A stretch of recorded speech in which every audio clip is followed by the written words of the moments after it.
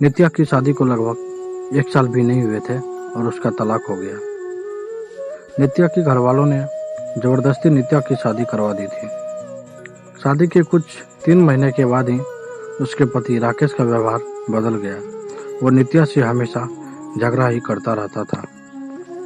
राकेश एक कंपनी में काम करता था और रोज शाम को देर से घर आता था, क्योंकि ऑफिस के बाद वो दारू पीने के लिए जाता था।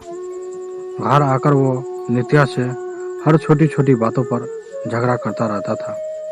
वो नित्या को ये भी बोल देता था कि चली जा तू यहाँ से, मुझे तेरी ज़रूरत नहीं है, बहुत मिल जाएंगे तेरी जैसी। नित्या उसके ये व्यवहार से चुपचाप सहन कर रही थी। उसने अपने घर पर भी इसके बारे में कुछ नहीं बताया था। वो अपने घर वालों से नाराज थी। उन्होंने जबरदस्ती उसकी शादी करवाई थी।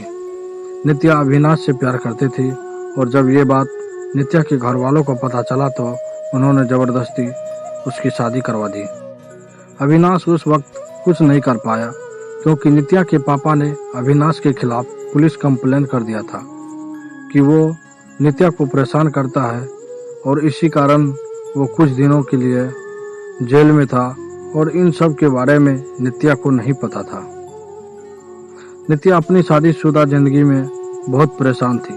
कुछ महीने ऐसा ही चलता रहा। राकेश थोड़ा भी नहीं बदला था। फिर नित्या ने सोचा कि अब वो और उस रिश्ते को नहीं रच सकती और उसने राकेश से तलाक लेने का फैसला कर लिया और फिर उनका तलाक हो गया। तलाक के बाद नित्या ने अपनी मम्मी पापा को सब कुछ बता दिया और उन्होंने नित्या को बहुत डांटा कि क्या हो गया था ऐसा कि तलाक ले ली तुम, अब क्या करोगी, कहाँ जाएगी, कौन करेगा इससे शादी। ये सब सुनकर नित्या ने अपनी मम्मी पापा के साथ भी रहने से इनकार कर दिया। वो एक छोटी सी कंपनी में काम करने लगी और कंपनी द्वारा दिए गए घर में रहती थी। उसे कभी कभी अविनाश की बहुत याद आती थी, लेकिन उसने अविनाश से कभी संपर्क करने की कोशिश नहीं किया। वो सोचती थी कि अब उसे किसी पर बोझ नहीं बनना है। वो अपने पैरों पर खड़ा होना चाहती थी।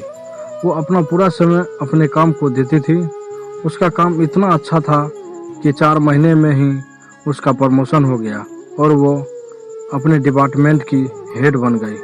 प्रमोशन के 1 महीने बाद उसे कंपनी के तरफ से एक मीटिंग अटेंड करने के लिए विदेश जाने का अवसर मिला। नित्या अपने काम में बहुत तरक्की कर रही थी। अब उसके मम्मी पापा को भी नित्या पर बहुत गर्व महसूस हो रहा था। अब वो पछताते थे कि उन्होंने उसकी शादी गलत घर में कर दिया था। नित्या विदेश जाने की बात से बहुत खुश थी। 4 दिन बाद उसकी टिकट थी। उसे कुछ खरीदारी भी करनी थी। फिर वो अपने ऑफिस के पास एक मॉल में गई। उसे कपड़े और कुछ मेकअप का सामान लेना था। वो मॉल में घूम रही थी, कपड़े देख रही थी।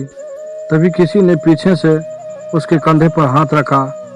वो पीछे मुड़ी देखने के लिए और वो बिल्कुल अपने आंखों पर विश्वास नहीं हो पा रही थी। वो इंसान और कोई नहीं अविनाश था। नित्या उसे देखती रह गई। उसे समझ में नहीं आया कि वो अविनाश से क्या बात करे। अविनाश नित्या को देखकर बहुत खुश हुआ। दोनों के आंखों में आंसू के साथ खुशी भी थी।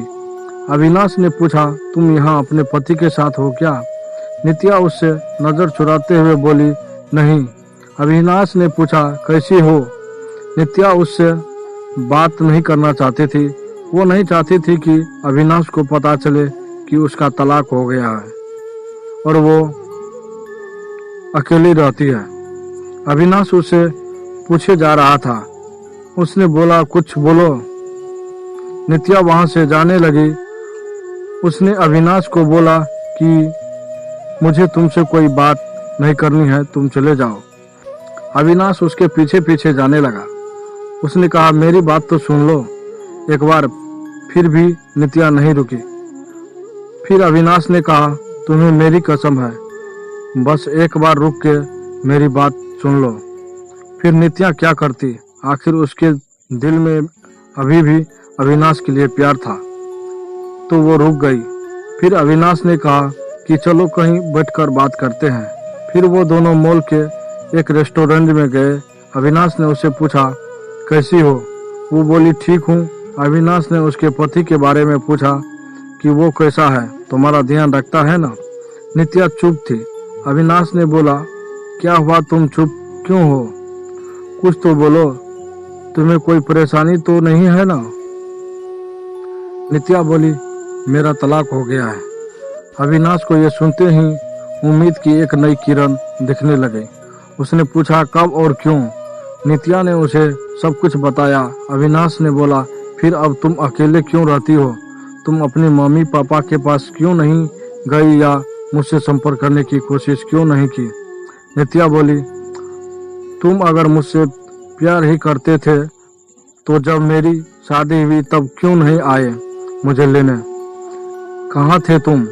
उस वक्त मैं बिल्कुल अकेली हो गई थी और मजबूरी में शादी हो गई मेरी। अविनाश ने पूछा, क्या तुम्हारे पापा ने नहीं बताया कि उन्होंने मुझ पर पुलिस केस कर दिया था? मैं जेल में था कुछ महीने। यह सुनते ही नित्या चौंक गई। उसने कहा कि मुझे इसके बारे में कुछ नहीं पता। अविनाश ने उसे पूरी बात बताई। नित्या बोली, मैं माफी मांगती हूँ तुमसे अपने पापा की तरफ से। अविनाश ने कहा, अब वो बात को जाने दो, मैं भूल चुका हूँ वो सब, अभी की बात करो। अविनाश ने बिना देर किए उसने पूछ लिया, क्या अब तुम मुझसे शादी करोगी? नित्या बोली, क्या तुमने अभी तक शादी नहीं की?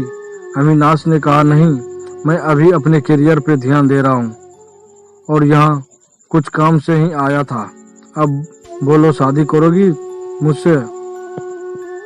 नित्या बोली, अभी 2 दिन में अपनी कंपनी के तरफ से विदेश जा रही हूँ एक मीटिंग के लिए। उधर से लौटकर आने के बाद इस बारे में बात करते हैं। अविनाश ने कहा, पहले ही बहुत इंतजार किया है और अब इंतजार नहीं होता, लेकिन फिर भी जैसा तुम कहोगी वैसा ही होगा। दोनों ने अपने फोन नंबर एक दूसरे को दे दिए और घर आ गए। अविनाश उसे रोज फोन करके उसका हाल चाल पूछता रहता था। 1 सप्ताह बाद नित्या अपनी मीटिंग खत्म करके लौट आई थी। अविनाश उसे मिलने के लिए बोल रहा था, लेकिन नित्या अपने ऑफिस में बहुत व्यस्त रहती थी। उसने कहा कि हम रविवार को मिलेंगे। फिर वो दोनों रविवार को उसी मॉल में मिले। अविनाश ने पहले उसके मीटिंग और काम के बारे में पूछा कि सब ठीक चल रहा है ना? नित्या ने कहा, हाँ, सब ठीक है। फिर अविनाश ने उससे शादी के बारे में पूछा। तुमने तो कहा था कि आके बताओगी, शादी करोगी कि नहीं? अब बोलो, क्या सोचा है? नित्या तो अविनाश से प्यार करती ही थी और अब उसे मौका मिला था अपने प्यार के साथ पूरी जिंदगी बिताने का। उसने हाँ कह दिया। दोनों बहुत खुश थे। नित्या ने अपने घर पर अविनाश के बारे में सब कुछ बता दिया और इस बार उसके घर वाले उसके इस फैसले से मान गए, क्योंकि पहले उनसे एक गलती हो चुकी थी। अब वो फिर से अपनी बेटी को तकलीफ में नहीं देखना चाहते थे। 1 महीने बाद उनके परिवार ने उसकी शादी करवा दी। अविनाश ने अपना खुद का एक बिजनेस स्टार्ट किया था, तो अब नित्या उसके साथ उसके बिजनेस में हाथ बटाती थी और वो दोनों खुशी खुशी हमेशा के लिए एक साथ हो गए। दोस्तों, हमारा ये लव स्टोरी वीडियो कैसा लगा? अगर अच्छा लगा है तो लाइक, सब्सक्राइब, शेयर कर दे ताकि कोई भी वीडियो अपलोड हो तो सबसे पहले आप लोगों तक पहुंच सके।